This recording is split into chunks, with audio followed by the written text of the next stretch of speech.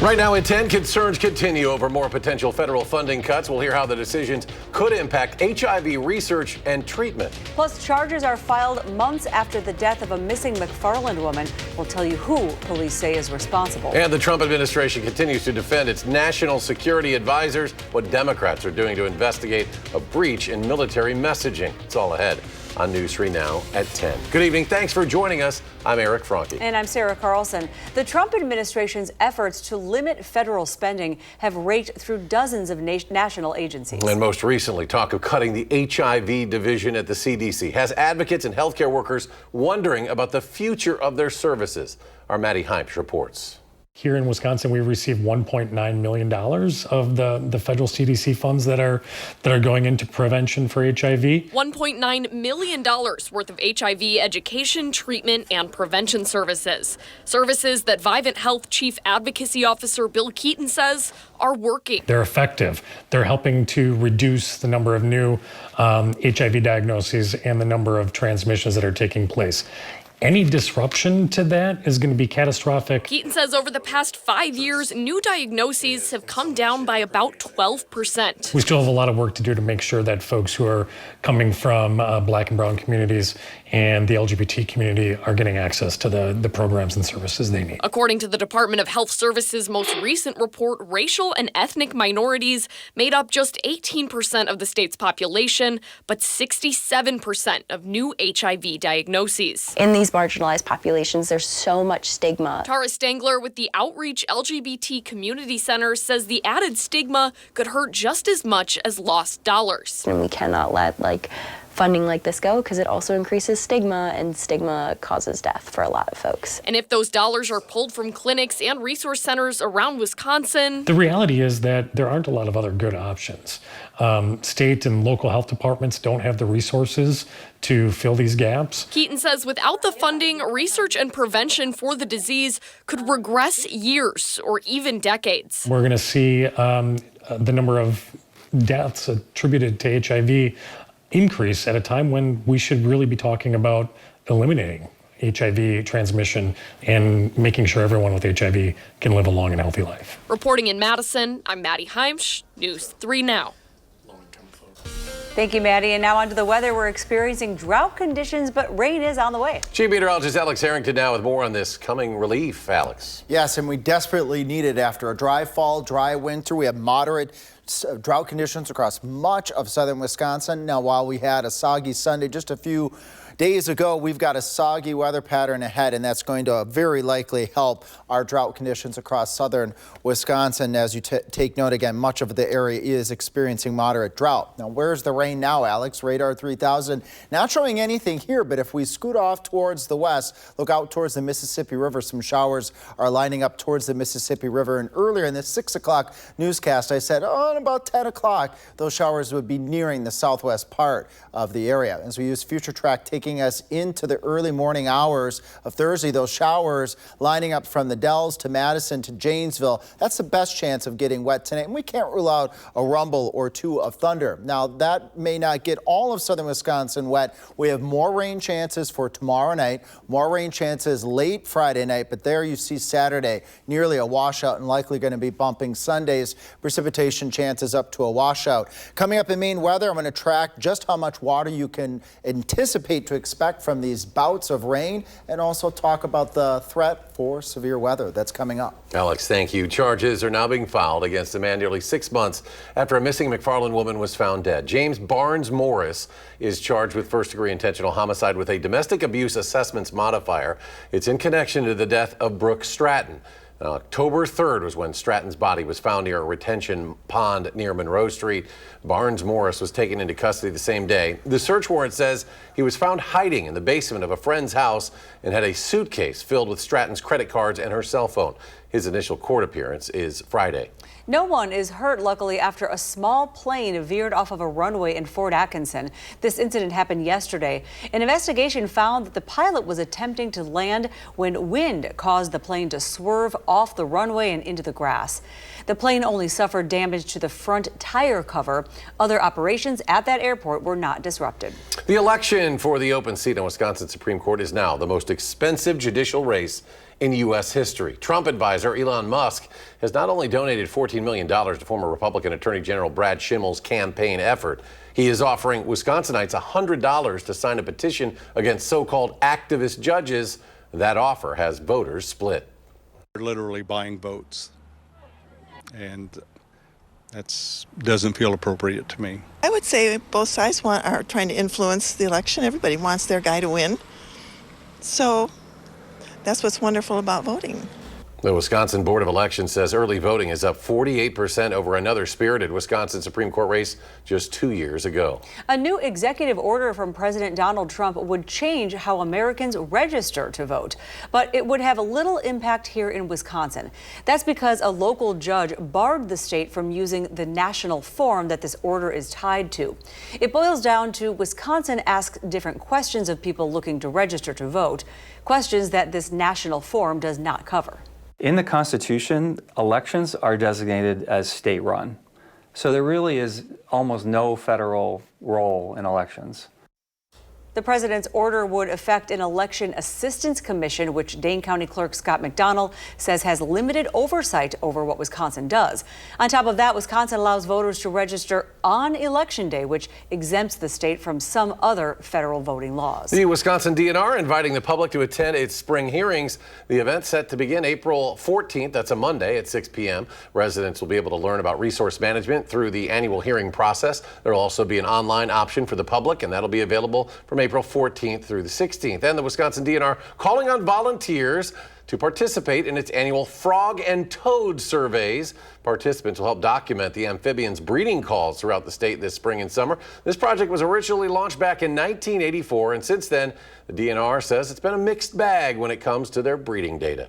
Since we've had statewide possession limits, they've started to increase, and then our rarest species, the Blanchard's cricket frog, has also shown stability in addition to slight increases in certain parts of the state too. So there's some good news, and we're also seeing some declines, long-term declines with some of our species like mink frogs. Well, the volunteers, also known as froggers, can participate in 3 different ways. There's the traditional survey, which is driving preset routes for 3 nights, and then there's the mink frog survey, are found in northern Wisconsin in the daytime. And finally, the phenology survey, where froggers choose one wetland to monitor as often as possible. And you can find links to the surveys on our website, channel3000.com. Well, the search is still on for 2 otters that went missing from a Swamico zoo.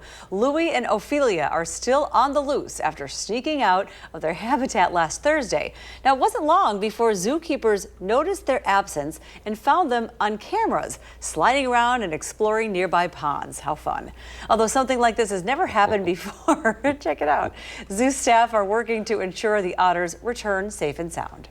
We're working with a professional tracker trapper. Initially, that first night, they were everywhere, and we're sitting here within a 1,600-acre park. So they were roaming pretty far and wide, continuing to come back and check in. But in the last couple of days, looks like they've been sticking a lot closer to home. That's a good thing. Zoo staff says that the animals pose no threat to the public. Every March 26th is World Epilepsy Day, where we wear purple for the 1 in 26 people who will be diagnosed with epilepsy in their lifetime. Nora Allen, a 17-year-old from Madison who has epilepsy, took a trip to Washington, D.C. last week. She was selected to represent Wisconsin for the Teens Speak Up event on Capitol Hill, which brings together teenagers with epilepsy from across the country. News 3 Now will have more on Nora and her story tomorrow. And still to come on News 3 Now at 10, Alex tells us about the drought relief coming our way. And President Donald Trump escalates his aggressive trade measures with new tariffs placed on foreign cars. Stay with us.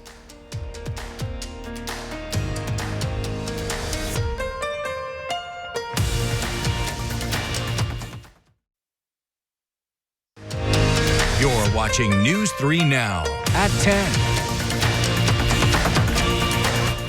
Welcome back. The Trump administration continues to defend its national security advisors after military plans were leaked on the messaging app Signal. And President Trump implements more tariffs, this time aimed at foreign automakers. Erica Brown with the latest details from Washington.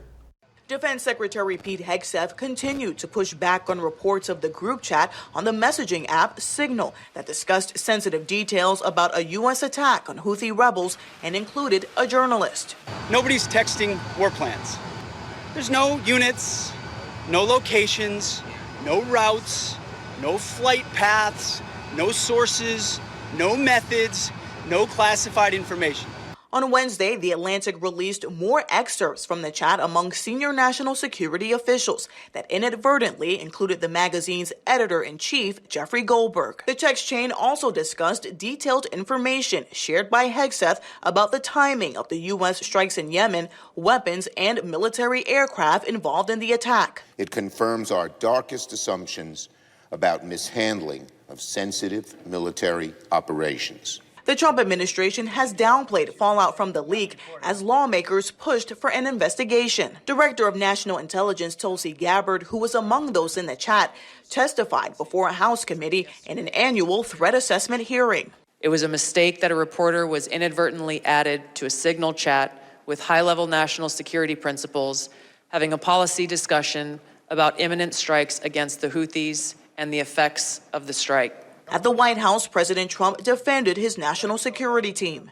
There was no harm done because the attack was unbelievably successful that night. The president also announced a 25% tariff on auto imports that will take effect April 2nd. That's going to lead to tremendous growth in the automobile industry.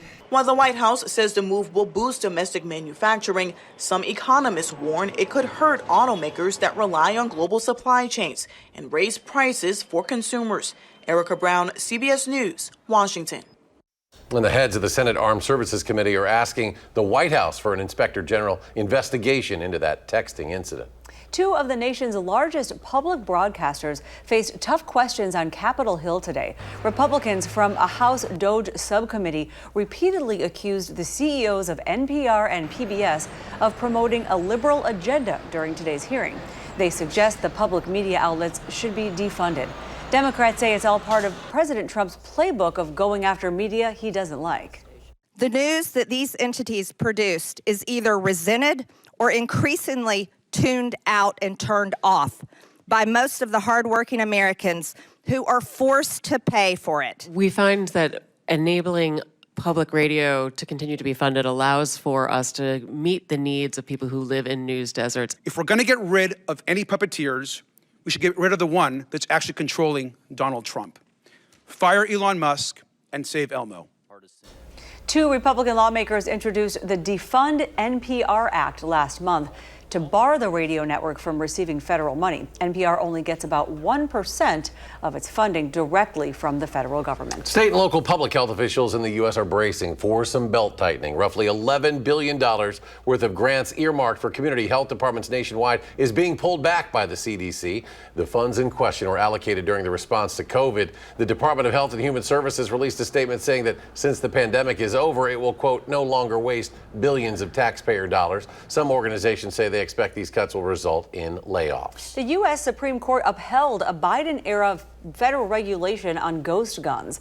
The 7-2 majority included both liberal and conservative justices. The regulations created by the Biden administration in 2022 were challenged by people who purchased the weapons, along with several manufacturers.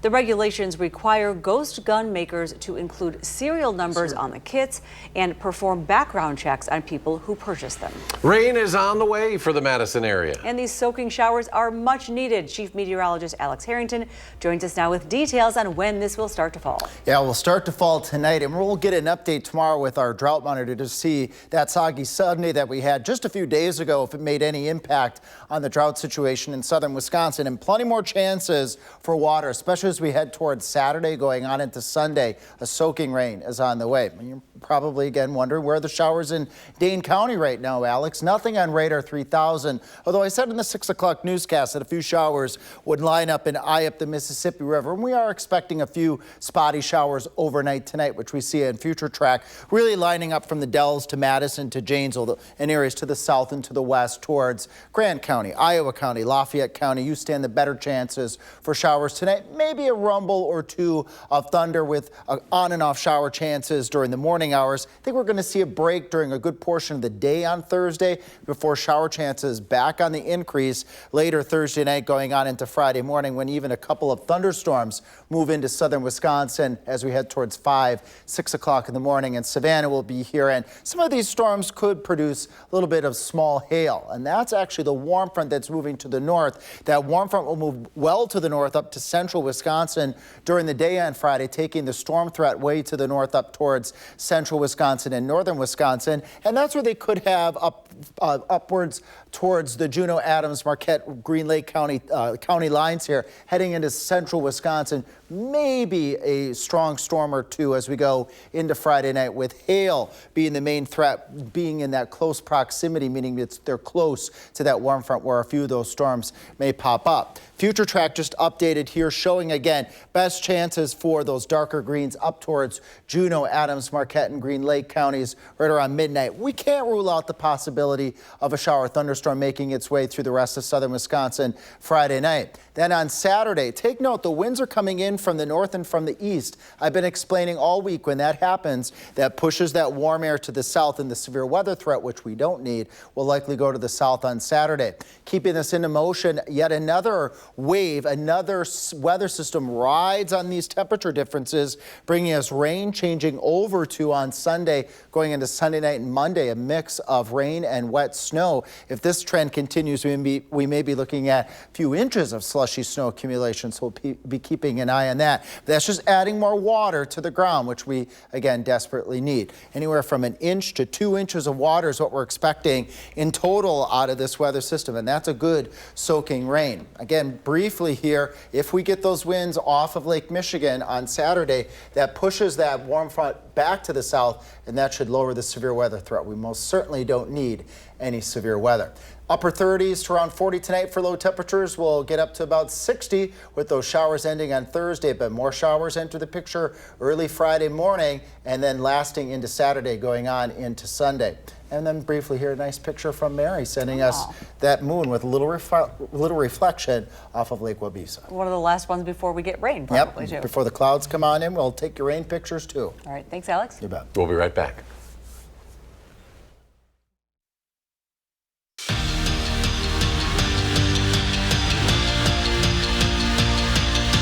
Well, tonight the Bucks faced off against the Nuggets out in Denver. The team played without star players Damian Lillard and Giannis, who are both out with injuries. It was a back-and-forth game, but ultimately Denver came out on top. As you can see, final 127-117. This season at American Family Field, Brewers fans are encouraged to put their game face on. That's right. Not only in the seats, but when they try a new way to scan their tickets. Catherine Merck explains the technology you can use before the players take the field. This year at American Family Field, there's a new way you can enter the ballpark. After you make your way through security, you'll head to a designated go-ahead entry lane where facial recognition will be able to help you walk right past the check-in point. You won't even have to pull out your phone. We thought this was an opportunity to create a magical ballpark entry experience. It's called Go-Ahead Entry. All it takes to get started, you'll download the latest version of the MLB Ballpark app. The tab you'll look for is called Go-Ahead Entry.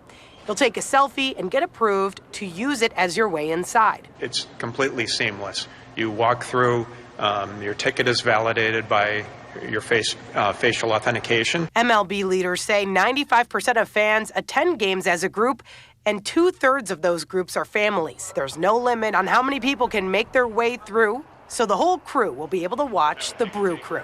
It's designed for fans who want an easier, faster, frictionless way to enter the ballpark. Go-Ahead Entry is expanding to 9 MLB ballparks this season. The first game here is on Monday. That's right. Here at News 3 Now, I'll join our morning team along with sports director Zach Hanley. We'll be live on Monday morning outside AmFam Field leading up to the first pitch. We'll be right back. Tonight, blah, blah, missiles and drone strikes, meow, meow, meow. Colbert's Only with Seth Rogen and puppies, plus Chris Hemsworth. CBS Tonight. Well, there's a new prehistoric breakthrough in Asia, so we have to run it. Paleontologists in Mongolia have unearthed the largest fully preserved dinosaur claw of its kind. Experts say this two-clawed hand belongs to a previously unknown species of dinosaur that Eric gets to pronounce. I get to pronounce it. It's Duonicus saugtibatar, is believed to belong to the same family that included the T-Rex, but it's got those two scary claws on top of it. Some researchers are likening its claws to tongs used for barbecuing. When you put it that way, it doesn't sound so scary. But others are comparing them to Edward Scissorhands, which is a little bit more scary. But That's pretty freaky. It's a pretty creepy claw. We just said it well. Let's go to Alex, final check of the forecast. Sure. Showers tonight. The best chances are going to be from Baraboo to Madison and Janesville and points to the south and west. They end on Thursday with a break with temperatures getting all the way up to near 60 degrees. Mind you, our average high temperature for this time of year, 48 degrees, so a nice warm Thursday. We have an even warmer Friday on the way to southern Wisconsin with more rain chances in the future. The Saturday, Sunday is going to be a soaker, but after high temperatures in the mid-70s on Friday, falling temperatures this weekend. Keep an eye on some snow too on Sunday as well. Wow. All right. Thanks for joining us for News 3 Now at 10. Have a good night.